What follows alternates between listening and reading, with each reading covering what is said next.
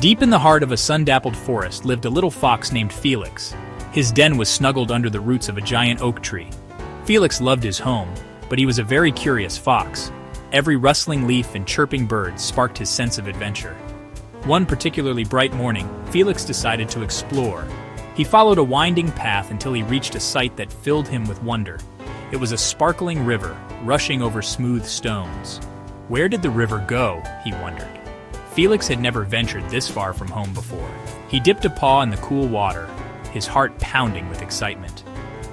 With a deep breath and a determined glint in his eye, Felix began to follow the river downstream.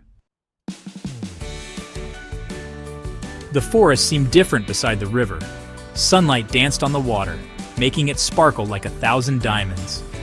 Felix, his orange fur catching the light, trotted along the bank. He sniffed at unfamiliar plants and chased after colorful butterflies. The air was filled with the sweet scent of wildflowers, and the sound of birdsong filled his ears. Everything was new and exciting. As he rounded a bend in the river, Felix spotted a group of ducks paddling in the shallows. They quacked loudly, their yellow beaks dipping in and out of the water. Felix had never seen ducks before, and he watched them with wide, curious eyes. Gathering his courage, Felix crept a little closer to the water's edge.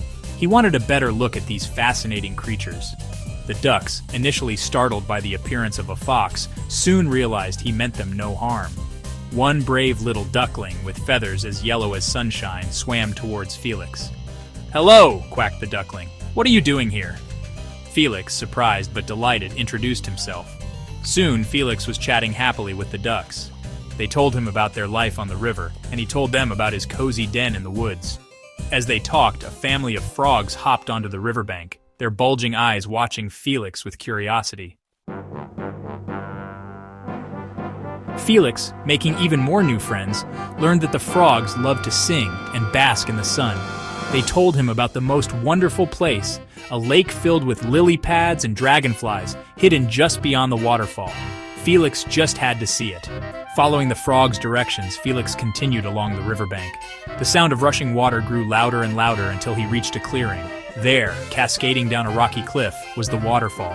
It was even more magnificent than he had imagined. And at the bottom of the waterfall, sparkling in the sunlight, was the lake. It was just as the frogs had described, a beautiful, tranquil place. Felix, his heart brimming with joy, knew he would never forget this adventure.